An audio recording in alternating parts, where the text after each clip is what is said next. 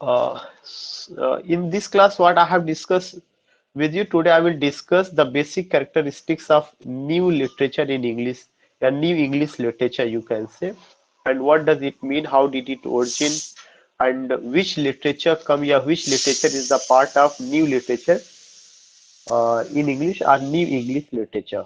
I sent you a PDF file. I would like to share that PDF file, sharing with you. If it's visible, let me know.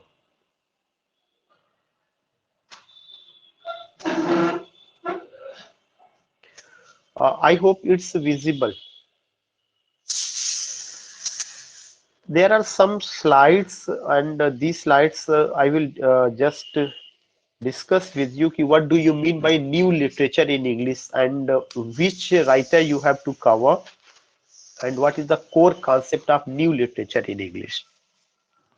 When I talk about new literature in English, remember that it refers to what? It refers to such literature, yeah, especially literature which had been written in English, yeah, which is going to be written, yeah, which has been written, which had been written, especially in those nations that were the colony of the British Empire. Yeah, that was the colony of the European imperialistic, European imperialism, European colony. That was the colony of the British Empire or European nation, or European nation. So one thing we have to keep in mind, new literature in English means such a literature which which were written during colonial or post-colonial era, number one point. And these literature bloomed, or these literature originated in such countries once that was the colony of the British Empire or European imperialist, a European nation, European imperialist or European nation. So I would like to tell you here ki the new literature in English, you see here what you see here, the first slide, that is what the main distinction in the consideration of the literature of the countries which were formerly part of the British Empire. If anyone asks you, one thing which you have to keep in your mind always, that ki new literature refers such type of literature which had been written in colonial or post-colonial era in English, and especially those nations were the colony of the British Empire. Yeah, Britisher ruled over there. Britisher ruled over there. So the question is that ki which nations come? Which nations come? If you talk about, you will come to know कि British Empire, especially historical and linguistic, all these things, they were the settler where they were the settler colonies. कहाँ पे? Even in Canada, Australia, New Zealand. In Canada, Australia, and New Zealand, where English is the national language spoken by a population mostly of European origin. When you talk about Canada, when you talk about Australia, when you talk about New Zealand, our literature that had been written there, you even come to know that the people who live there, they speak English. They speak English. If I say ki for them English is their mother tongue, if I use, I'm not saying that it's true, but you can use this phrase, yeah, you can use this sentence ki English is mother tongue for them, because they are concerned, they know their pronunciation, all these things, even they write in English. So Canada, Australia, and New Zealand, once it was also what? Once it was also the colony of the British Empire. Yeah, you find what? You find the settler colonies of these things. So एक तो आपको ध्यान में रखना कि Canada हो गया, Australia हो गया, न्यूजीलैंड हो गया, लेकिन यहाँ पर ऑलरेडी इंग्लिश बोली जाती थी, यहाँ के लोग ज्यादातर इंग्लिश बोलते हैं। दूसरी कंट्री वे आती है जो कि अफ्रीका एंड एशिया का है। सो in these continent you find ki especially in Africa and in Asia, the countries they were what? They were ultimately English was not their mother tongue, but they could learn English because of the settler colonies, because of the settler colonies of whom? Because of the settler of the British Empire. So I would like to tell to here कि एक तो Canada में जो लिखा गया, जो Australia में लिखा गया, जो न्यूजीलैंड में लिखा गया, वो सब के वहां के लोग पहले से इंग्लिश बोलते थे, they know it very well. और इस तरह से where English is the national language, जहां उनका इंग्लिश ऑलरेडी नेशनल लैंग्वेज था, spoken by a population mostly of European origin. वहां पे जो लोग भी है वो कहाँ के, यूरोपियन ओरिजिन के थे। एक तो ये हुआ। दूसरा कॉलोनी वो बना जो इन्वेडेड कॉलोनीज थी। इन्वेडेड कॉलोनीज कौन सी थी, वेयर वेयर यूरोपियंस या where Britisher invaded, they attacked and they won it, they conquered it and they made their colonies, they ruled over there। उसमें कौन सा दो कंट्रीज, दो दो दो कॉन्टिनेंट आएगा, that is Asia and Africa, countries of Asia and Africa. इसमें से आप इन्वेडेड कॉलोनीज में इंडिया हो गया, नाइजीरिया हो गया एंड वेस्ट अफ्रीका हो गया, where English had been enforced on the local population, जहां पे अंग्रेजी भाषा को जो थोपा गया, वहां के लोग इंग्लिश भाषा नहीं जानते थे। सो न्यू लिटरेचर को समझने के लिए आपको ये दो पॉइंट ध्यान में रखना है। कौन कौन से दो पॉइंट ध्यान में रखने हैं?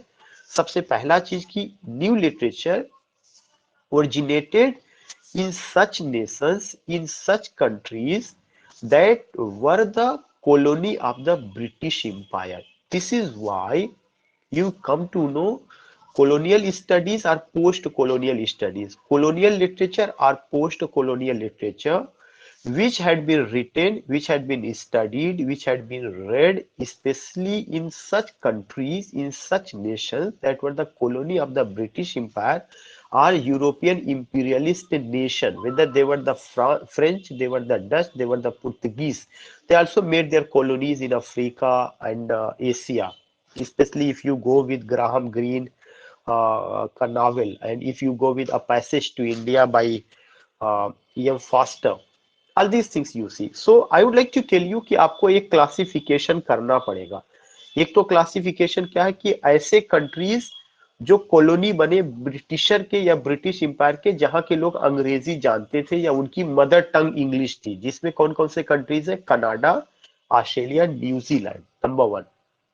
दूसरे वे कंट्रीज जो most probably they come in the continent of Africa and Asia, जहां के लोग इंग्लिश नहीं जानते थे, बल्कि इंग्लिश को उनको इन्फोर्स किया गया, उनको उनको जो है एक तरह से उनके ऊपर थोपा गया।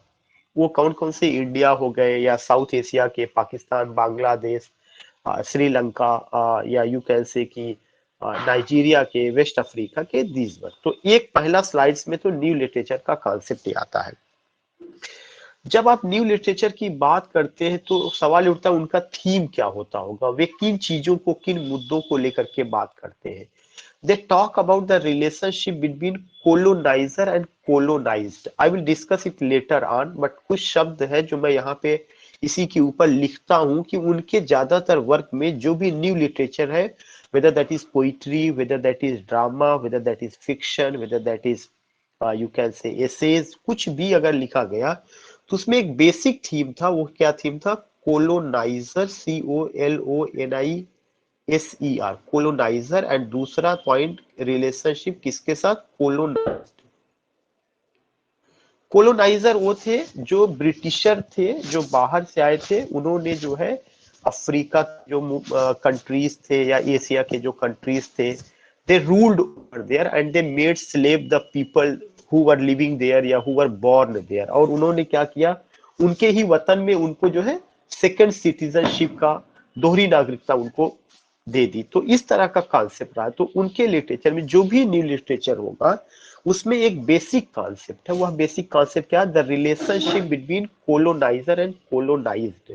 कोलोनाइजर वो है जो यूरोप से आए, यूरोपियन कंट्रीज से आए, या जो है ब्रिटिशर थे जो बाहर से आए, जिन्होंने अफ्रीका में, इंडिया में, साउथ अफ्रीका में और तमाम ममालिक, तमाम कंट्रीज पर अटैक करके वहां के लोगों को गुलाम बनाया और उनके साथ जो है सेकंड सिटीजन जैसा व्यवहार किया। तो उनके बीच का रिलेशन। दूसरा चीज आप इसको इस तरह से भी समझ सकते हैं कि जब आप पोस्ट कॉलोनियल स्टडीज की बात करते हैं तो वहां पे एक और टर्म आता है, relationship between East and the West, the East and the West. East का जो रिफर करता है एशिया के जो कंट्रीज है, वेस्ट जो रिफर करता है जो पाश्चात्य देश है, उनके बीच के जो रिलेशनशिप है उसको लेकर के, ये उनकी थीम रहा है। तीसरा पॉइंट उनमें जो और जो है बातों को लेकर के बात होती है, वो ये होती है यूरोसेंट्रिक। यूरोसेंट्रिक की बात होगी, यूरोसेंट्रिक। यूरोप ही सेंटर में सारी चीजों का, कल्चर में, सिविलाइजेशन में, यूरोपियन नेशन का, यूरोपियन आइडियोलॉजी का, सब कुछ उसी को लेकर के बात होगी। तो एक ये भी कोर कॉन्सेप्ट है कि यूरोसेंट्रिक भी एक पॉइंट है जो हमें ध्यान में रखना है, कि ये सब चीजें और भी बहुत सारी चीजें। जब ये तो मैं उस दौर की बात बता रहा हूँ जब कॉलोनियल स्टडीज होता है, खास करके if you go with a passage to India novel, if you go with The Heart of Darkness by Graham Greene, if you go with Shooting an Elephant by George Orwell, you find this theme. लेकिन जब आप post colonialism में आते हैं तो वहां पे hybridity की आप बात करते हैं, और वहां पे एडवर्ड सईद का ओरिएंटलिज्म की बात होती है, वहां पे इक्वलिटी की बात होती है, वहां पे मल्टी कल्चर की बात होती है, वहां पे प्लूरिजिग्नेशन की बात होती है। ये थीम आपको थोड़ा सा पोस्ट कोलोनियलिज्म में बदला हुआ मिलेगा जो है। तो these things you see now. Second important point, second slide में what do you see, second slide में you find the new literature in English में, इन अगर बोथ केसेस में देखा जाएगा तो डीईएस, Maxwell, landscape and theme, all this things, this is the source there आकर a separation between place and language. जब भी न्यू लिटरेचर का बात होगा तो प्लेस और लैंग्वेज का एक सेपरेशन मिलेगा। हम पैदा यहाँ के हुए, हमारी मदर टंग कुछ दूसरी है और लैंग्वेज हमारे ऊपर थोपी गई, इस तरह का चीजें रहा होगा। In the first case as imported in an alien environment, जो जिस लैंग्वेज में वे लिखते हैं वे उनकी लैंग्वेज नहीं रही है। Specially if you talk about Rabindranath Tagore in India, तो रविन्द्रनाथ टैगोर का जो मदर टंग होगा वो बंगाली होगा, वो उनका मदर टंग ये आपका इंग्लिश नहीं होगा। गीतांजलि भी जो आई थी बंगाली में आई थी, बाद में ट्रांसलेशन हुआ तब बुकर प्राइज मिला उनको। तो ऐसा लगता है कि जो उनकी मदर टंग है वो चीजें उसमें तो उन्होंने लिखा या बात करना चाहे, लेकिन एक दूसरी लैंग्वेज उनके ऊपर थोपा गया, that was what, that was the आपका इंग्लिश लैंग्वेज। और ये जो थोपा गया ये कहीं से इंपोर्ट किया गया। इंपोर्ट कहाँ से किया गया? ब्रिटिशर आए, उनकी कल्चर आई, उनकी लैंग्वेज आया, उनका लाइफ स्टाइल आई, तमाम चीजें आई, और एक हेजीमनी हमें देखने को मिलता है जो एंटोनियो ग्राम्सी का कॉन्सेप्ट है जो वहां पे। तो what I would like to say कि ये भी एक चीज रहा है कि लैंग्वेज उन पे थोपा गया, इसको भी वो लेकर के बात करते हैं। और एक एलियन इन्वायरमेंट रहता है।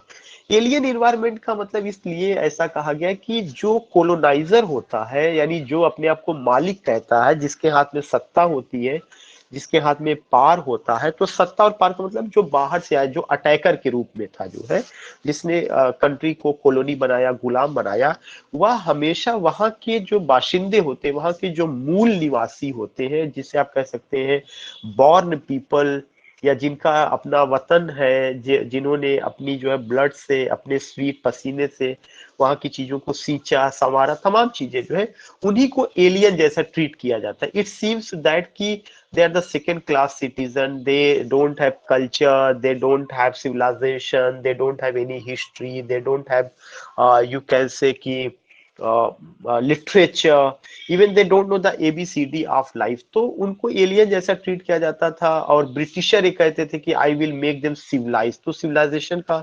सर्टिफिकेट ब्रिटिशर देते थे, या इस तरह की चीजें हमें देखने को मिलती है। Specially if you talk about a passage to India, तो उसमें आप खुद देख सकते हैं डॉक्टर अजीज के साथ कैसा ट्रीट किया जाता है, या जो एडिला क्वेस्टेड है, जो मिसेज मूर है, उनका जो नेचर है, क्या उनका क्या है, और उनका जो मिस आई थिंक कि मिस्टर रॉनी या समथिंग जो है, जो vice of the British Empire है, उनका क्या है। और जो जॉर्ज ऑरवेल का एक्सपीरियंस बर्मीज डेज में है, या अगर आप बर्मीज डेज के अलावा जो है अगर शूटिंग एन एलिफेंट में अगर आप बात करते हैं, तो जो उनका एक्सपीरियंस है they have shared it very well. तो वहां पर भी आपको लगेगा कि वहां के जो मूल निवासी है, बॉर्न पीपल है, उनको जो है कैसा किया जाता है, they have been treated as an alien, उनको एलियन जैसा ट्रीट किया जाता है। In the second, the post-colonial writer would write in an alien language and acquired and imposed language। ऐसा लगता है कि जो पोस्ट colonial writer जो भी लिख रहे हैं उनके ऊपर लैंग्वेज को थोपा गया है। अनडाउटली वी कैन से कि यूनिटी इन डाइवर्सिटी बुक लिखा गया, the Discovery of India Pandit Jawaharlal Nehru का लिखा गया।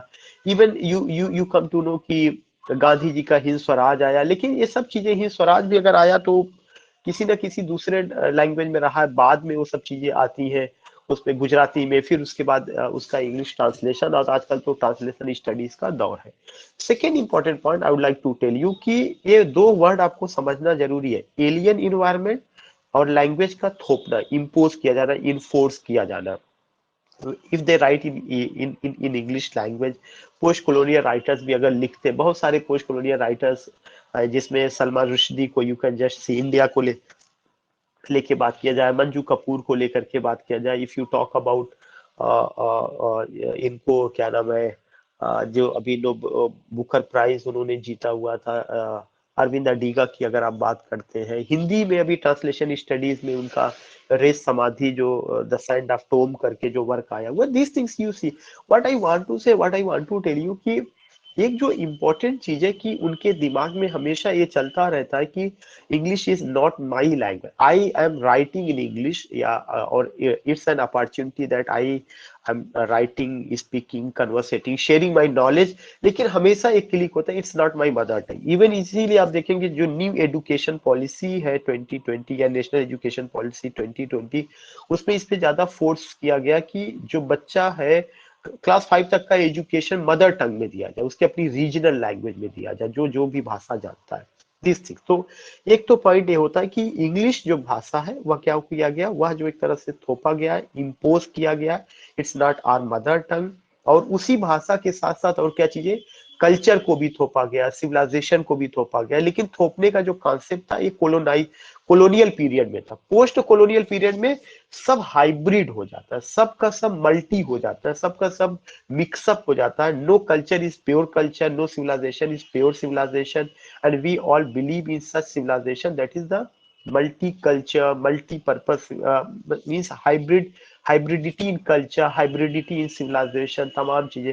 एक समय रहा होगा जब कभी जो है अपने दादा बाबा धोती कुर्ता पगड़ी पहनते थे, लेकिन अब मोस्ट ऑफ द पीपल अगर आप धोती कुर्ता पगड़ी पहन के जाएं तो यूनिवर्सिटी में तो हमें ऐसा लगता है हम सारे लोगों की खुद ही शर्म आती है। तो हम लोग क्या आ गए, जीन्स का पैंट टी शर्ट आ गए, फिर जान प्लेयर तो किलर और तमाम तमाम चीजें, ये सब चीजें थोपी गई एंड वी एक्सेप्टेड इट। और बहुत सारे ब्रिटिशर को आप देखेंगे, they wear sari, they wear kurta pyjama, they wear you can से dhoti kurta, all this Indian dress में आप उनको देखेंगे, दे कम। सो नो, कोई भी इन ग्लोबल वर्ल्ड और इन ग्लोबल मार्केट कोई भी कल्चर जो है प्योर कल्चर नहीं, no culture is Indian culture, no culture is British culture, we all find that कि culture has been mixed up, hybrid culture, hybridity in culture, hybridity in civilisation. ये बात किस में देखने को मिलेगा, ये बात जो है आपको पोस्ट कॉलोनियल एज में मिलेगा। लेकिन जब तक कॉलोनियल पीरियड था तो ऐसा लगता था चीजें थोपी गई है, चीजें जो है ब्रिटिशर अपने कल्चर की बात करते हैं, इंडियन उसमें दबे हुए महसूस अपने आप को कर रहे हैं, उनको जो है कोलोनाइज किया जा रहा है, उनके ऊपर रूल किया जा रहा है, all these things you find that. तो एक पॉइंट ये भी ध्यान में रखना है। तीसरा पॉइंट है the new literatures in English में अदर क्या था, other specific conditions were those of south Africa. और देखिए इंडिया में तो थोड़ा सा ये था कि ठीक है, इंडिया एक ऐसा था जहाँ पे रिलीजन बड़ा मायने रखता था, जहाँ पे रिलीजियस स्पिरिट था, रिलीजियस सेंटीमेंट बहुत ज्यादा था, it is a nation of festivals, in every month you find the season of festivity season, you find we celebrate every month, कुछ ना कुछ चलता रहता है। यहाँ पे एक कास्ट प्रॉब्लम था, यहाँ पे कॉलोनी विद इन कॉलोनी था, कॉलोनी के अंदर कॉलोनी, एक तो कॉलोनी ब्रिटिशर का था, दूसरा कॉलोनी कास्ट इशू था। लेकिन अफ्रीका में प्रॉब्लम कुछ दूसरा था। अफ्रीका में कौन सी प्रॉब्लम थी, वहां पे जो फीलिंग था वो कलर फीलिंग थी, COLOUR, कलर फीलिंग्स था। वहां पे रेशियल इशू था, नस्ल भेद। तो अफ्रीका के लोग जब लिखेंगे तो कलर फीलिंग को लेकर के नहीं लिखेंगे, या अफ्रीका के लोग जब लिखेंगे तो उसमें नहीं ले, अफ्रीका के लोगों में जब भी उनके लिटरेचर आप पढ़ेंगे तो ये दो चीजें आपको जरूर नजर आएगी, कलर फीलिंग और racial issue, these two things you find that, नस्ल भेद और रंग भेद जो है आपको वहां पे देखने को मिलेगा। तो these are the points which you have to remember. तो if I talk about even जैसे अगर आप बात करें यहाँ पे इंडियन लिटरेचर का, तो इंडियन लिटरेचर में if you go with untouchable by Mulk Raj Anand जो 1935 में आया, you find what, you find the issues of caste problem. जबकि उस समय ब्रिटिशर इंडिया को गुलाम बनाए थे जो है, और उसमें आप गांधी का भी मेंशन पाते हैं, उसमें आप जो है यूज ऑफ मशीन का भी पाते हैं, लेकिन सबसे बड़ा चीज उसका टाइटल ही untouchability, caste issue, Bakha Lakha, Sohini, priest कालीन, दिस थिंग, मतलब यू फाइंड। तो what I would like to tell you कि इंडिया में जो लिटरेचर लिखा गया उसमें ठीक है, कोलोनाइजर कोलोनाइज्ड है, कॉलोनी विद इन कॉलोनी है, कास्ट इशू आपको देखने को मिलेगा, थोड़ा बहुत कलर फीलिंग्स भी हो सकता है, लेकिन अफ्रीका में के लिटरेचर में तो कलर फीलिंग रेशियल इशू सबसे ज्यादा आपको मिलेगा। इसीलिए उन्होंने बताया कि न्यू लिटरेचर में एशिया के पर्सपेक्टिव से अलग देखा जाएगा, अफ्रीका के पर्सपेक्टिव से अलग देखा जाएगा। Other specific conditions were those of south Africa, both white and black writers, वहां पे जो भी व्हाइट और ब्लैक राइटर्स थे उनके बीच लड़ाई झगड़ा था। एंड द वेस्ट इंडीज, वहां पर जो कैरिबियन आइलैंड का वेस्ट इंडीज वगैरह के जो लोग थे, where English had been enforced first on African slaves and then on Indian indentured laborers, and where the native language had been erased। तो native language had been erased। देखिए, अगर आपको कोई चीज थोपना है तो जो पहले से वहां चीजें चली आ रही है उसको आपको खत्म करना पड़ेगा। खत्म क्या करना पड़ेगा? वहां की जो नेटिव लैंग्वेज थी, जिस भाषा में वो लोग बात करते थे, उस भाषा को पहले आपको इरेज करना पड़ेगा। जब तक वो भाषा भाषा इरेज नहीं होगी तब तक जो है वहां पे प्लेस खाली नहीं होगा। जब प्लेस खाली होगा तभी नई चीज वहां पे जगह लेगी। तो आपको जब भी अगर आप देखेंगे, इफ यू हैव रेड, एक मैं बात यहाँ करना चाहूंगा, एक ऐसे है the Spectator Club, Spectator Club written by Richard Steele. I got opportunity to read it in BA first year, और आप लोगों ने भी पढ़ा होगा। उसमें जो सर एंडी फ्रीपोर्ट नाम के कैरेक्टर है, सर एंडी फ्रीपोर्ट कहते हैं कि if you want to win the nation there is no need to use force, there is no need to use arms, there is no need to use sword. अगर आप किसी राष्ट्र को जीतना चाहते हैं, जरूरी नहीं ताकत के बल पे जीतिए, तलवार के बल पे जीतिए, गन का यूज करके जीतिए, आर्मीज का जो है वहां पे डिप्लॉय करिए, there is no need to deploy armies. उन्होंने कहा वहां का कल्चर, वहां का ट्रेड, वहां का कॉमर्स, वहां का बिजनेस, सब कुछ आप अपने हाथ में ले लीजिए, पूरा राष्ट्र आपका हो जाएगा और you will rule there forever, वहां हमेशा हमेशा के लिए रूल करेंगे। तो I would like to tell you कि कोलोनाइजर ने यही किया। कोलोनाइजर ने पहले शक्ति के बल पे इंपीरियलिज्म को एस्टेब्लिश किया। इंपीरियलिज्म का मतलब ये होता है कि to win the nation by using forces, और कोलोनियलिज्म का मतलब ये होता है कि to win the nation by destroying the native culture. Colonialism का मतलब ये होता है कि पहले तो ताकत के बल पर वहां के भूभाग को जीतना, भूभाग को जीतने के बाद अगर आपको वहां की संस्कृति को जीतना है, लंबे समय तक रूल करना है, तो वहां की संस्कृति, वहां का कॉमर्स, वहां का रिलीजियस बिलीफ, वहां की का जो गवर्नमेंट का सिस्टम, पहले से जितनी भी चीजें पहले से एग्जिस्ट कर रही उन सबको इरेज करिए, डिस्ट्रॉय करिए। तो इरेजिंग में क्या क्या चीजें आया? लैंग्वेज को इरेज किया गया, कल्चर को इरेज किया गया, सिविलाइजेशन को इरेज किया गया, वहां के लिटरेचर को सेकेंडरी दिखाया गया, वहां के रिलीजियस बिलीफ को जो है सेकेंडरी दिखाया गया, तमाम चीजें इस तरह से की गई। तो इस तरह की चीजें यू फाइंड दैट कि ये चीज रहा है। तो अफ्रीका में वहां के लोगों को जो है वहां का जो मदर टंग था उसको खत्म किया गया, वहां की कल्चर को, उनका रिलीजियस बिलीफ को खत्म किया गया, उनके अंदर कलर फीलिंग को जो दिया गया। फिर वहां के जो वाइट ब्रिटिशर थे या राइटर थे, वे अपने ढंग से चीजों को लिखते थे, अपनी सुपीरियरिटी दिखाते थे, ब्लैक को इंफीरियर दिखाया जाता था। इस तरह का फीलिंग्स जो है आपको न्यू लिटरेचर में मिलेगा। सबसे एक बर्निंग एग्जांपल मुझे लगता है कि you all have heard the name Chinua Achebe, उनका एक वर्क है थिंग्स फॉल अपार्ट, उसको जब मैं डिस्कस करूंगा तो आप उसमें देखेंगे कि कैसे, और उसको मैं सब अभी हाल ही recently I will discuss with you and I have a lecture, उसको मैं भेज। तो ये चीजें रहे। I just want to get the response की आई एम आई ऑडिबल, और सारे लोग सुन रहे हैं ना? मुझे कोई दिक्कत तो नहीं है? फिर मैं आगे बढ़ूं, you can respond. Audible. Okay, okay. Now you find the fourth point, the new literature in English, the choice of English. So you find here the fourth point that is very important. The differences between the literature of settler and invaded colonies were important regarding the use of language in their own native language, creation of a national literature and its canon। तो एक point और आता है कि अगर हम जैसे English, तो ठीक हमने भाषा ले लिया, हमने भाषा इंग्लिश ले लिया, भाषा तो हमने पकड़ लिया, लेकिन हमारा कंटेंट नेटिव होगा। ऐसा नहीं है कि तो इंग्लिश लैंग्वेज लेने के बाद मैं यूरोपियन कल्चर की बात करूंगा, no not at all. African के लोगों को जो है इन्फोर्स किया गया, ये इंग्लिश लैंग्वेज को इम्पोज किया गया। But you will come to know कि in English language they started to write about their own culture, they started to write about the particular system which they were not satisfied, which with which they were not satisfied.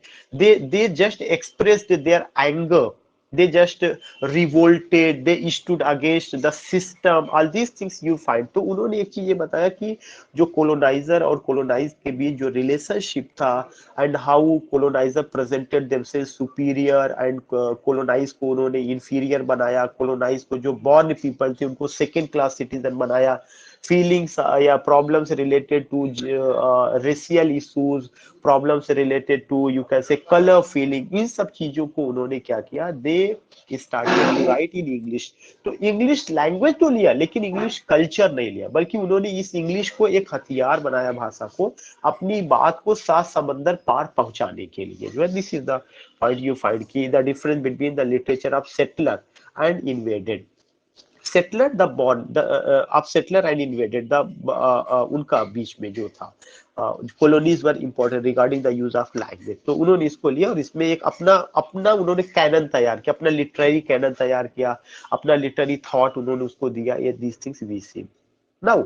You see the next point, that is what, that is the new literature in English, the choice of English. You find here कि historically imposed language is chosen and appropriated, revitalized and reinvented। ठीक है, language को फिर उन लोगों ने उसको अपना बना लिया, और ये भी कहा जाता है कि लैंग्वेज पे कोई किसी का वो नहीं है, लैंग्वेज सबकी है, it's only the medium of communication. No one can say that it's the language of the Britisher, या Urdu is language only for Muslim, Hindi is language only for those people who are living in India. No not at all. आज के global perspective में, या आप ये कह सकते हैं कि जो है in the post-colonial era in 21st century, in the age of science and technology, no language is ultimately the language of a particular class, particular nation, particular region, particular community. No, not at all. You can talk in any language, you can just share your knowledge, and even you find that in Oxford University, in Cambridge University, and in so many universities you find the center where Hindi language is going to be promoted। तो ये सब चीजें हमें देखने को मिलता है। तो लैंग्वेज का अपना कोई बाउंड्री नहीं है, कोई उसका सीमा नहीं है, इसको आप किसी एक चीज से नहीं जोड़ सकते। Language is only the medium of what, communication and exchanging of thought, जो लैंग्वेज रहा है। And you find it here what, you find कि सलमान रुश्दी ने का ही एक वो है जिसमें उन्होंने कहा कि historically impose language is chosen and appropriated, revitalized and reinvented by writers। जो भी लैंग्वेज होता है इसको रिवाइटलाइज किया जाता है, री इन्वेंट किया जाता है, this things we see. So this is the fifth point। Now you see the sixth point, the new literature in English, differences, connections, continuity। There are also important thematic differences between national literature in post-colonial literature in English, but also unifying traits, themes, and recurring structuring patterns and among which। I told you कि ये point important है। जब भी आप अपनी बात को जो है इंग्लिश लैंग्वेज में लिखेंगे या बोलेंगे तो आपका तमाम चीजें अलग होगी, टोन आपका अलग होगा, असेंट आपका अलग होगा, स्ट्रेस और अनस्ट्रेस पैटर्न आपका अलग होगा। ऐसा जरूरी नहीं है कि जो जो जो जैसा प्रोनाउंसिएशन ब्रिटिशर का होगा, जैसा प्रोनाउंसिएशन अमेरिकन का होगा, वैसा ही प्रोनाउंसिएशन इंडियन का होगा। क्यों? क्योंकि इंडियन में उनका जो प्रोनाउंसिएशन है, they just first they speak in their mother tongue, and when they learn English तो उसमें मदर टंग का असर उनके प्रोनाउंसिएशन में you find that, you find the impact of mother tongue, you see it। So that is a very significant point जो यहाँ पे उन्होंने बताया। Even they speak in English, yeah, they speak English, even they express their thoughts in English, they share their knowledge। लेकिन इसके बावजूद भी जो भी वो ट्रेड्स को करेंगे, जो भी थीम्स को करेंगे, जो उनका रिकरिंग स्ट्रक्चर होगा, वह सब उनका अपना कैसा होगा, अपना लोकल होगा, उसका असर उसमें जरूर नजर आएगा, जरूर नजर आएगा। कितना भी अगर वो बॉर्न इंडियन है, यहाँ पे रहा है, हिंदी बोला है 10-15 साल, ऐसा नहीं कि अगर सीधे वो जो है क्या हुआ, एनआरआई हो गया या यूरोप चला गया, यूरोप में वो पला बढ़ा वहां की भाषा, तो वो तब तो उसका वो नहीं। I am just talking about if he lives in India या in any country whether in Africa, और उसका उसके मदर टंग में, इंग्लिश में भी उसका मदर टंग नजर आएगा, असेंट में और स्ट्रेस अनस्ट्रेस पैटर्न में, प्रोनाउंसिएशन में जो है। The new literature in English recurring themes, और उसमें जो थीम है न्यू लिटरेचर में, क्या क्या थीम है न्यू लिटरेचर में, हमेशा जो थीम है वो आइडेंटिटी क्राइसिस है, एग्जाइल है, डिस्प्लेसमेंट है। डिस्प्लेसमेंट किस पॉइंट ऑफ व्यू से? जियोग्राफिकल पॉइंट ऑफ व्यू से, अटैक किया गया, उनको यहाँ से हटाया गया दूसरी जगह, फिर उसके बाद जो है वहां दूसरे कोई सेटल हुए, उनको फिर फोर्स किया गया, वहां से जाकर के हटाया गया। All these things you find. जैसे अगर जितना भी इंडिया में जो भी सिविल लाइंस का एरिया है, सिविल लाइंस का एरिया का मतलब it was the you can say a place where of British officers were living there, उनका रेजिडेंस था। Civil lines was the it was the residential area of the British officials, and it was written that dogs and Indians are not allowed. Even I would like to give you here another example कि कैसे Durban में जो है train से गांधी जी को उठा करके जो प्लेटफॉर्म पे फेंक दिया गया था, बिकॉज कि वो एक ऐसे कोच में सफर कर रहे थे जिसमें ब्रिटिशर्स थे। तो in that coach British no Indian was allowed या any black people was not allowed. So you can just see कि ये बड़े बड़े एग्जांपल है जो हम अपने डे टू डे लाइफ में देखते हैं। ऐसे न जाने कितने केसेस हुए होंगे, कितनी चीजें हुई होंगी जो कि लिटरेचर में है, we don't know about that thing. So जो थीम है कॉमन जो है, जो हर जगह आपको देखने को मिलेगा, आइडेंटिटी क्राइसिस है, इंफीरियरिटी कॉम्प्लेक्स है, सुपीरियरिटी कॉम्प्लेक्स है, clash between East and West है, कोलोनाइजर कोलोनाइज्ड है, यूरोसेंट्रिक है, all this things we see. इसके अलावा डिस्प्लेसमेंट की बात की जा रही है, रेशियल आइडेंटिटी, अभी जो मैंने बताया नस्ल भेद को लेकर के कॉन्फ्लिक्ट की बात है, माइग्रेंसी की बात है, डिफरेंस की बात है, एलियनेशन की बात है, रूटेडनेस की बात है, अनबिलोंगिंग का, बिलोंगिंग और अनबिलोंगिंग की। मैं इस वतन से, ये वतन मेरा है, लेकिन मुझे यहाँ पे अनबिलोंगिंग कर दिया गया, मुझे भी यहाँ यहीं पर सेकंड क्लास सिटीजन बना दिया गया। तो ये थीम रहा है। नेक्स्ट है the new literature in English recurring themes and tropes. ये सब चीजें जैसे exile as the unifying crucial dimension experience at the centre of the post colonial. देखिए, जो जब आप जो है कॉलोनियलिज्म की बात करते हैं तो उसमें ये सब चीजें ज्यादा आती। पोस्ट कॉलोनियलिज्म में हमेशा कॉलोनियलिज्म के अगेंस्ट में क्या किया गया, जवाब दिया गया। पोस्ट कॉलोनियलिज्म में यू फाइंड की that they are capable to reply, they are capable to rewrite literature whatever thing has been imposed। जैसे अगर भारतीयों को ये कहा गया कि Indians are uneducated, Indians don't know the ABCD of culture, they don't have any scientific spirit, they have only the religious sentiment, superstition है और चाइल्ड मैरिज यहाँ पर है, तरह का चीज नहीं है। सती प्रथा था, तो ठगी का यहाँ पे कॉन्सेप्ट था। तमाम चीजें, if you go with the spirit of William Bentinck, उसके बाद लॉर्ड डलहौजी का, या और अगर चीजों को अगर आप करते हैं तो यू,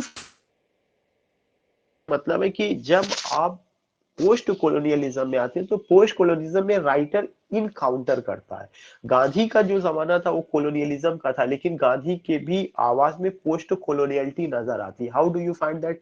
जब आप हिंद स्वराज को पढ़ते हैं तो हिंद स्वराज में गांधी जी ने बहुत पहले ही बता दिया था कि when India will be free, जब भारत स्वतंत्र होगा तो how India will be, who will rule over India, and what will be the role of the advocates, what will be the role of the woman, what will be the role of the students, how our educational institutions will be। उन्होंने पूरा एक dream देखा था, एक ख्वाब देखा था कि भारत का एक तस्वुर किया था, इमेजिनेशन उन्होंने किया था कि कैसा होगा। और स्पेशली अगर आप नेहरू जी की बात करेंगे तो उनका डिस्कवरी ऑफ इंडिया में you can just see there कि उन्होंने वैदिक इंडस वैली सिविलाइजेशन से लेकर के अपने जमाने तक की इंडिया को उन्होंने बताया, और उसकी कल्चर को, उसकी हेरिटेज को, उसकी विरासत को, सबको उन्होंने। तो these are the two great figures, and even also you find कि उस समय के तमाम और बड़े राइटर थे जिन्होंने काफी कुछ लिखा, काफी कुछ उन्होंने बातें की। तो नेशनलिज्म और नेशनल स्पिरिट या अपने राष्ट्र के प्रति प्यार, जो अटैकर थे उनके द्वारा लगाए गए आरोपों को जो है इनकाउंटर करना। इनकाउंटर का मतलब ये नहीं है कि you have taken the sword in your hand and just going flashing your sword into the air like soldiers, no, not at all। they wrote and they just told that I have culture, I have civilization, I have unity in diversity. Even so many people, it's the nation of the plural culture, it's the nation of the multicultural, it's the nation where you find the concept of equality, where there is the concept Atithi Devo Bhavaha, where there is the concept where woman is worshipped, concept of Durga, Savitri, all these things। तो उसको लेकर के लिखा गया। खास करके अगर आप इनकी बात करते हैं, जस्ट आई वांट टू से एक, if you talk about, there is a writer, I'm missing the name, जिनका जो है सावित्री वो एपिक है, हाँ वो दैट इज द, खैर अभी दिमाग में नहीं आ रहा। उन्होंने अरविंदो घोष, अरविंद श्री अरविंदो घोष ने तो बहुत बेहतरीन काम किया इंडियन लिटरेचर, इंडियन एथिक्स को, इंडियन सेंसिबिलिटी, महाभारत के कैरेक्टर्स को, रामायण के कैरेक्टर्स को, उन सबको उन्होंने अपने वर्क में रिवाइव किया और एक पूरा कल्चर उन्होंने दिखाया कि यू आर सेइंग कि I we don't have culture, no we have rich culture, तमाम चीजें इस पर बात हुई है।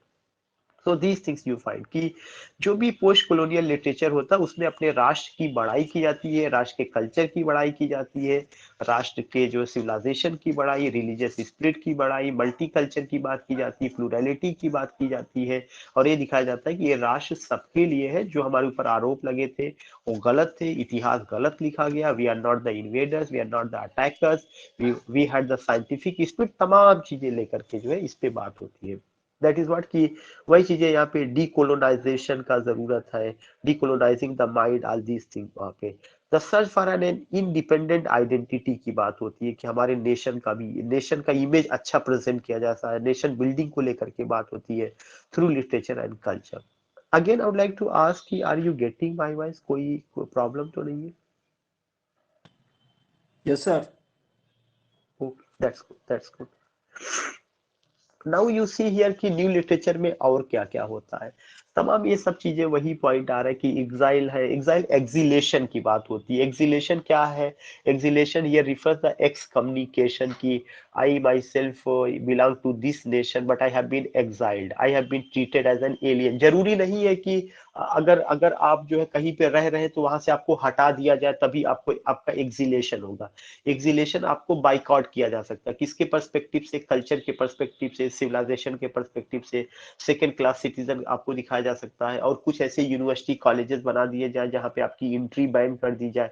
तो इसका मतलब कि आप वहां पे रहते हुए भी और लोगों से आप कट ऑफ है जो है। If you talk about gender studies को लेकर के अगर आप बात करते हैं तो एक्सिलेशन ट्रांसजेंडर में बहुत ज्यादा देखा जाता है। क्यों देखा जाता है? कि वे भी they are born in our family, वे हमारे, they are born in our families, हमारे ही परिवार में वे पैदा होते हैं, but they are disowned by their parents. तो एक्सिलेशन सबसे ज्यादा वही महसूस करते हैं आज दिस थिंग्स वी सी। तो एक्सिलेशन जो है कौन महसूस करेगा? जो कोलोनाइजर होगा वो नहीं, जो इन्वेडर होगा वो नहीं।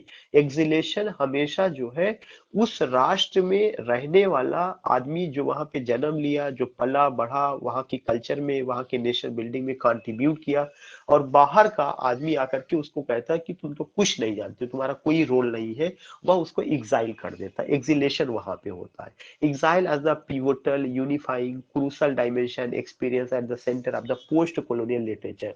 इसके अलावा डिफरेंट स्टेजेस है, डीकोलोनाइजेशन है, decolonising the mind. I have discuss this slide, I have discuss the search for an independent identity, imaging the nation, nation building through literature and culture. This is very important, imagination, nation building. how do you, how are you presenting your nation at national level, at international level? And just you see just you see कि एक समय ये था कि ये कहा जाता था कि जैसे क्रिकेट है, क्रिकेट का अगर आप गेम देखेंगे तो आमिर खान ने एक एपिसोड लिया था, उन्होंने एक मूवी बनाई थी, उस मूवी का नाम था, can anyone tell me? Sir Lagaan. जो क्रिकेट, लगान मूवी है, एग्जैक्टली exactly, लगान मूवी को लेकर के इफ यू टॉक अबाउट, तो जो लगान मूवी है उस लगान मूवी में अगर आप देखेंगे कि जो ब्रिटिशर है वे ये सोचते हैं कि जो क्रिकेट है केवल उन्हीं का गेम है, दे कैन ओनली विन।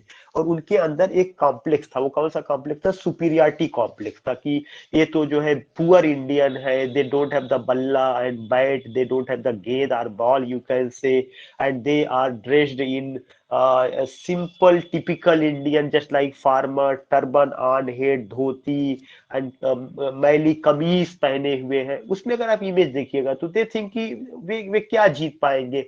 उन्होंने क्या किया, बट यू फाइंड दैट कि दे वन दैट गेम।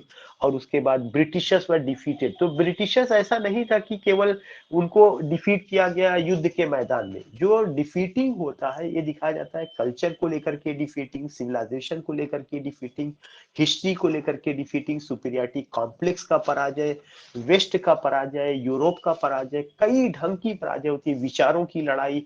जब आप उसमें करते ये सब चीजें दिखाई जाती है, और फिर उसमें आप दिखाते कि हमारा नेशन कहाँ पे खड़ा है। अगर हम आपसे पावरफुल नहीं है, आपसे सुपीरियर नहीं है, तो हम आपसे कमजोर नहीं बल्कि हम आपके इक्वल है। पोस्ट कॉलोनियलिज्म हमेशा इक्वलिटी की बात करता है कि इंडिया इज इक्वल टू, जैसे पीएम नरेंद्र मोदी कहते हैं कि ना हम सर उठा के बात करते हैं ना हम सर झुका के बात करते हैं, हम जो है एक तरह से कहा जाए कि आंखें मिला के, या जो भी उन्होंने वर्ड यूज किया मिसिंग हियर, कि मैं मतलब फेस टू फेस सम्मान के साथ जो है इक्वल बात करते हैं। तो उनके इसमें यह है कि ना तो मैं विजय के पक्ष में हूं ना मैं पराजय के पक्ष में हूं, बल्कि मैं किसके पक्ष में हूं, मैं इक्वलिटी के, समकक्षता, जिसको इक्वलिटी अगर मैं वर्ड यूज करूं उसके पक्ष में। तो ये बातें पोस्ट कॉलोनियल लिटरेचर में आपको देखने को मिलेगा। और इस तरह की तमाम चीजें खास करके आशीष नंदी जो राइटर हैं उनके वर्क में आपको मिलेगा। आशीष नंदी के अलावा जो है गांधी जी के वर्क में कई ऐसी चीजें हैं जहां पे I can just quote, I can just tell you कि वहां पे चीजें आपको मिलेगा। Even you when you go with की एक समय था जब ये कहा जाता था कि tennis tennis is only the game of the west, या golf is only the game of the western people, और वहां के लोगों का है, इसका इंडिया का तो सरोकार हो ही नहीं सकता, ये लोग तो गिल्ली डंडा कुश्ती और hockey all this thing they play, ये सब चीजें था। लेकिन अगर आप देखिए, if you take the name of Sania Mirza, if you take the name of Mahesh Bhupathi, और महेश भूपति के साथ एक और थे जो है उनका नाम मैं मिस कर रहा हूँ, वो थे, तो they played very well and उन्होंने बड़ा काम किया। इसके अलावा और बहुत सारे ऐसे गेम थे, हॉकी पे दबदबा था लेकिन उस पे भी वर्ल्ड कप का क्रिकेट को लेकर के, तो जो एक ये बातें थी इंफीरियरिटी कॉम्प्लेक्स की, वी कांट डू। अब पोस्ट कॉलोनियलिज्म में ये होता है कि नहीं, we have done, we have proved, हम थियोरेटिकली नहीं कहते कि वी कैन डू, बल्कि we have done, we have won the match, we have proved. और पहले ये था कि नोबेल प्राइज का मतलब केवल britisher he, but you find that कि नोबेल प्राइज जो है रविन्द्रनाथ टैगोर से शुरू होता है और फिर कई बार बुकर प्राइज कई बार इंडिया के हाथ में आता है, दीज थिंग्स वी फाइंड। तो ये चीजें बताती है कि इक्वलिटी का बात होती है जो है। नेक्स्ट पॉइंट है the new literature in English recurring themes and troops. उसमें क्या क्या और थीम्स है, तो थीम्स आपका रिलेशनशिप को है विद हिस्ट्री की, the sense of and relationship with history, roots है, डिस्प्लेस्ड है, फॉरगॉटन हिस्ट्रीज है, history, history, histories, retrieval and memory importance, all these things, slavery, exile, diaspora, the defining category is the relationship with the imperial power को लेकर के बात की जाती है। imperial history को कैसे, जब ब्रिटिशर ने इंडिया को गुलाम बनाया तो उन्होंने कैसे यहाँ की हिस्ट्री को चेंज किया, और अपने आप को सुपर दिखाने के लिए उन्होंने कल्चर को, तमाम चीजों को इरेज किया। इन सारी इश्यूज को भी लेकर के लिखा जाता है या बात की जाती है। फिर देन यू फाइंड की the new literature English recurring themes and tropes, वो भी है, the sense and relationship with history root, these things we find, वही सेम है जो ऊपर हम लोगों ने वो किया, लेकिन इसको बैक किया जाता है। जब पोस्ट कॉलोनियल इरा में आप आएंगे तो इसमें बताया जाता है जो भी प्रेजेंट किया गया रिलेशन विद हिस्ट्री है, रूट्स है, डिस्प्लेस्ड है, फॉरगॉटन हिस्ट्री है, whatever the things you find, तो उसमें दिखा जाता है relationship with the imperial part, the imperial history of the nation after centuries of colonial and imperial culture dominance, the empire began to ride back, this is the point, the empire began to ride back, जो जो साम्राज्य पे उन लोगों ने वो किया था, वो बाद में वो लोग क्या करते हैं, उसको राइट बैक करते हैं, उसको री राइट करते हैं। History is rewritten in post colonial era, and the image of the nation, the positive image of the nation, the good image of the nation is presented, these things we see, these things we find. Post colonialism में कुछ writers हैं जैसे Bill Ashcroft है, G Griffiths है, Tiffin है, the Empire Writes Back उनका किताब है, a seminal text that influenced the growing body of criticism of post colonialism, these things we find। तो पोस्ट colonialism में मैंने बताया कि किसकी बात की जाएगी, हाइब्रिडिटी की बात की जाएगी, मल्टी कल्चर की बात की जाएगी, प्लूरैलिटी की बात की जाएगी, इक्वालिटी की बात की जाएगी, इरेडिकेशन ऑफ सुपीरियरिटी का इरेडिकेशन होगा, ईस्ट और वेस्ट के बीच का जो क्लैश है उसको खत्म करके ये दिखाया जाएगा कि we all are equal, we don't have any pure culture but here is the hybridity of culture, all these things we find. तो पोस्ट कॉलोनियलिज्म में ये चीजें, the use and enrichment of English as a literary language and the awareness of a cultural and national specificity is the defining trait of many, these things we find कि 50 years का अगर आप journey India का देखिए, या 75 years का journey India का अगर आप देखेंगे तो we got so many thing, but but still remain so many things to do. आज भी बहुत सारा चीज है, आज भी we have the caste problem, we have the community problem, we have the racial issues, gender issue, तमाम so many problems even today आज भी है। लेकिन फिर भी we have done so much, और काफी कुछ हुआ, काफी कुछ हो रहा है, तो उसको लेकर के तमाम बातें इसमें होती है। नेक्स्ट है introducing post colonial literature, the role of literature. तमाम सारा होता है, क्या होता है, तमाम सारा पोस्ट कॉलोनियल लिटरेचर को की बात होती है, उसके रोल को लेकर के बात होती है। तो ये भी एक बहुत इंपॉर्टेंट पॉइंट है कि to understand why so many post colonial writers wanted to appropriate and rewrite the English canon, rewrite post colonial era में जो इंग्लिश कैनन है, जो चीजें, उसको रीराइट किया जाता है। The most important literary text of British literature, one has to remember that. I would like to give one example कि why Shakespeare is in our syllabus. Even if you go with UP board, you go with ICSE board, CBSE board, तो Shakespeare Shakespeare Shakespeare, चारों तरफ Shakespeare. मतलब आपको class 8 से भी Shakespeare के बारे में जानकारी आईसीएसई सीबीएसई में तो मिलना शुरू हो जाता है। Why Shakespeare is everywhere, why not Arundhati Roy, why not Rabindranath Tagore? You come to know, we come to know about these people when we were doing graduation or in intermediate or in class 10। अब तो थोड़ा बहुत बदल गया, अब Indian writing English की बात होने लगी। आज के 20 साल 25 साल 30 साल पहले जो है, जो सिलेबस करिकुलम था, केवल ब्रिटिश राइटर्स, ब्रिटिशर के बारे में बात होती थी।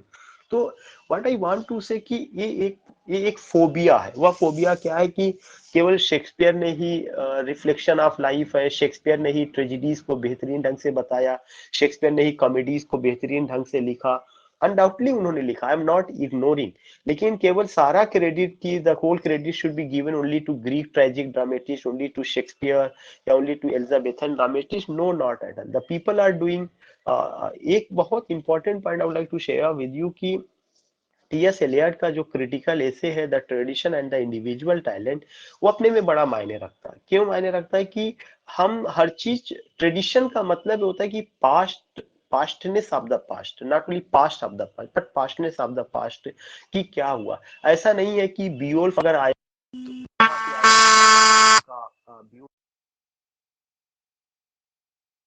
Primary epic, the first primary epic in English तो रहा है। बियोल्फ के अलावा जो है, you when you talk about India, तो you find the Mahabharata, you find the Ramayana, you find the Gita. So these are what, these are the you can say कि these are not only the literary pieces, but you can say these are the text, these are the books which shape our life, which guide to all of us. Yeah, these are our literary monuments, which about which we feel pride कि that we have also good writers, we have also done। जो एक कहा जाता है कि नहीं हमारे यहाँ ये लिखा गया, वेस्ट वाले अगर बात करें कि कॉन्सेप्ट ऑफ एपिक उन्हीं के यहाँ रहा, तो no, not at all, they can't say that particular thing. So I would like to tell to here कि I was talking about tradition and the individual talent. तो ट्रेडिशन का मतलब है कि आपके पास्ट में, pastness of the past, past से भी बहुत पहले, ऋग वैदिक सिविलाइजेशन, इंडस वैली सिविलाइजेशन, जहाँ से हम भारत के अस्तित्व की बात करते हैं सिविलाइजेशन के पर्सपेक्टिव से। बाकी तो आदिकाल, पैलियोलिथिक, नियो पैलियोलिथिक, वो तो अपनी जगह था है। लेकिन जहाँ पे हमारे पास सिविलाइजेशन की बात होती है, तो वी फील प्राउड कि we have the rich civilization, we have the rich text, we have the rich culture, we have the rich civilization, even that was misinterpreted. So post colonial era में इसका एक बड़ा ख्याल रखा जाता है कि हमें अपने नेशन का, चाहे कल्चर हो चाहे सिविलाइजेशन हो, न्यू लिटरेचर में उसको लेकर के बहुत बात होती है। अपनी यहाँ की कल्चर को इनरिच किया जाए, उसको लेके बात की जाए, अपनी आइडेंटिटी की बात की जाए, और ये दिखाया जाए कि हमारी आइडेंटिटी को कैसे खत्म करने की कोशिश की गई ब्रिटिशर के द्वारा। Specially you can just go with a poem, you can just, I am not saying कि वहां पे कोलोनाइजर स्पिरिट है, लेकिन अगर आप देखिए एन इंट्रोडक्शन बाई कमला दास, जो कन्फेशनल पोइट्री का वो है, लेकिन एन इंट्रोडक्शन में आइडेंटिटी को लेकर के बात कही जाती है। She says that I can speak and write in 3 languages but the people say why are you speaking English, why are you writing English, just speak only in Malayalam और write in Malayalam. Then she says that कि people force, ऐसे ही coloniser ने force किया कि ये करिए ये ना करिए, आपके पास कुछ नहीं, जो मैं दिखाऊं जो मैं सुनाऊं वही आप करिए। लॉर्ड मैकाले का जो एजुकेशन सिस्टम था कि नहीं इंग्लिश को यूज किया जाए, इंग्लिश को प्राइमरी लेवल से रखा जाए, इंग्लिश मीडियम में ही एजुकेशन दिया जाए, तमाम चीजें आई, चैलेंज किया गया, तमाम चीजें हुई। और ऐसा नहीं रहा कि भारत में जो सिस्टम था सती प्रथा उसके उसके खिलाफ ब्रिटिशर ने ही आवाज उठाया, खुद हिंदुस्तान के राजा राम मोहन राय ने आवाज उठाया। और बाल विवाह को लेकर के तमाम बड़े बड़े समाज सुधारक, राजा राम मोहन राय, स्वामी दयानंद सरस्वती, बाल गंगाधर तिलक, ईश्वरचंद विद्यासागर, एक जो पूरा क्रांतिकारी विचारधारा थी उस एज का, उस समय का। तो you come to know about it कि हमारे यहाँ भी स्कॉलर्स थे, ल्यूमिनरीज थे, पाथ मेकर्स थे। तो ऐसा नहीं हुआ कि जो पूरा सिस्टम हमारे यहाँ का था उसको सही ब्रिटिशर ने ही किया या उन्होंने ही कर दिया और किसी का कोई कंट्रीब्यूशन नहीं था। इंडिया का मतलब ये है कि उसमें बहुत सारे लोगों का अपना कंट्रीब्यूशन रहा है। तो हमें उनको भी, उन हीरोज के बारे में भी बात करना चाहिए।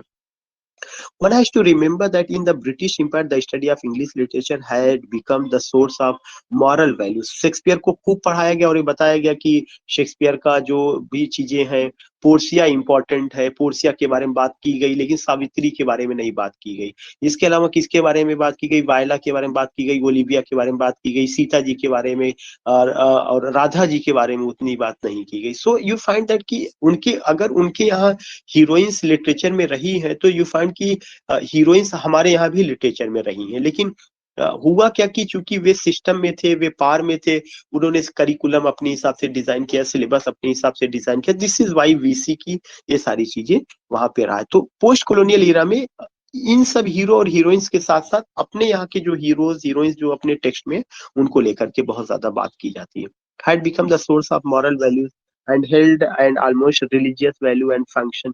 It became the study of models of moral worth. English literature became a synonym of morality and civilization. और ये कहा गया जो इंग्लिश लिटरेचर पढ़ रहा है वही सिविलाइज्ड है, वही मॉरल है। हिंदी लिटरेचर अगर आप पढ़ रहे हैं, संस्कृत लिटरेचर पढ़ रहे हैं, फारसी लिटरेचर पढ़ रहे हैं, उर्दू में पढ़ रहे हैं, तो यू आर नॉट एजुकेटेड और मॉरल नहीं। ये आज भी स्पिरिट है, आज भी ये चीजें हैं कि ऐसा लगता है कि जो if you speak in English या if you have opted English literature as a subject, तो ऐसा लगेगा जैसे आप कोलोनाइजर है और हिंदी वाला कोलोनाइज्ड बेचारा हो जाता है। जो ये बाइनरी आज भी बनी हुई है।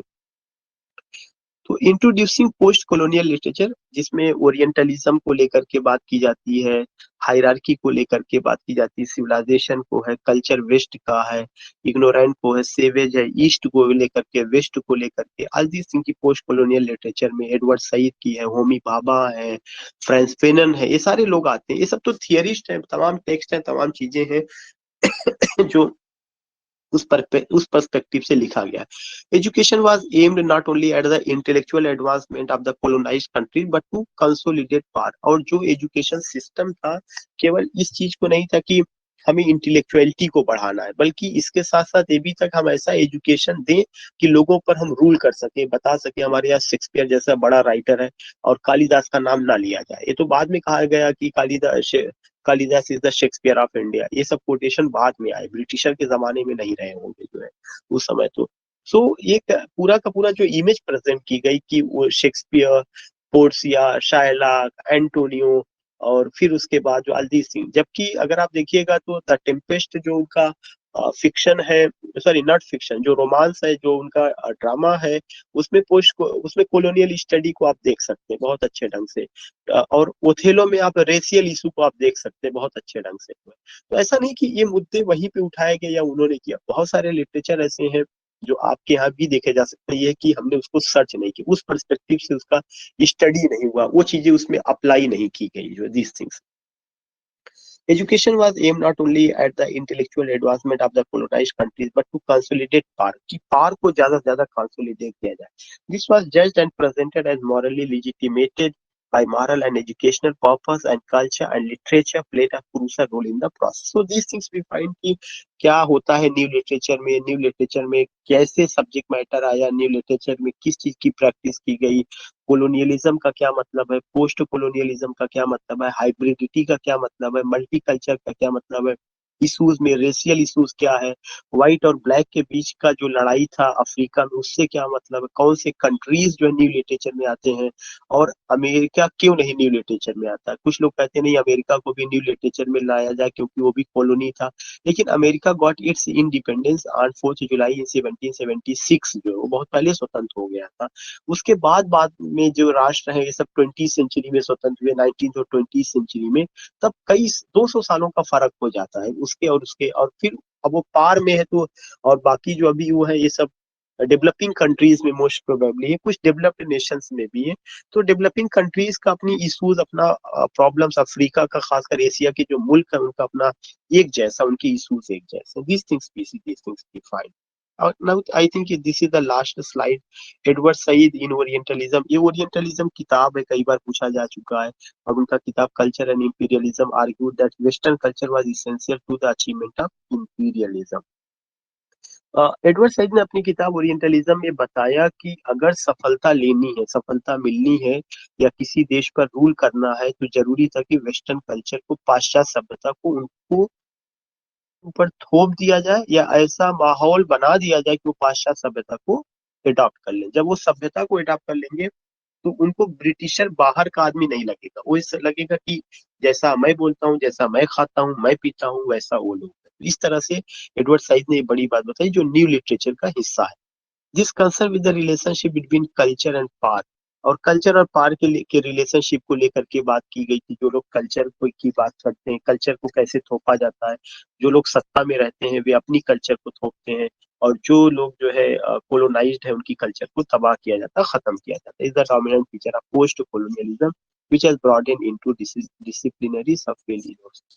So I have done, I think, yeah, there was a question, culture and imperialism between 1900 and 1989. Sir, we can say that Shakespeare was the Kalidas of England. Yes, landscape. All these things we see here. There are some questions ki culture and imperialism written in 1993 or 19 Jagriti Singh ji. Jagriti Singh ji, you can check it there. There you have so many sources. तो जो उसका right answer होगा वो मिल जाएगा। I found it in some slides की here the date is mention this 1989।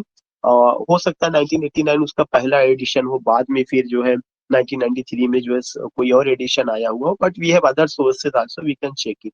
तो आज हम डेट वोट पे तो हमारा कोई ध्यान ही नहीं था इस पे। अगर ऐसा कोई डाउट होगा तो I will check it and let you know which is the exact date.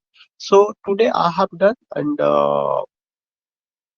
Vinod ji is saying ki 1993. Okay, that's good, Vinod ji. तो I have done today. अगर जो है कोई आपका क्वेश्चन हो या कोई क्वेरी हो तो you can ask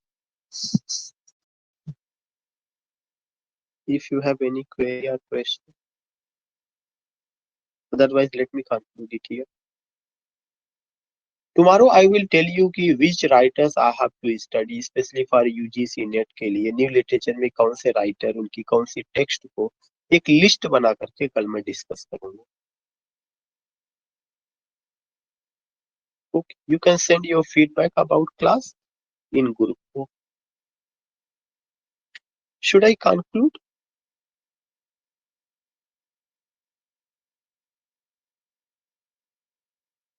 Thanks for your beautiful comment. Okay, good. Someone raised hand, perhaps Manju ji. Manju ji, do you want to ask any question because you have raised your hand?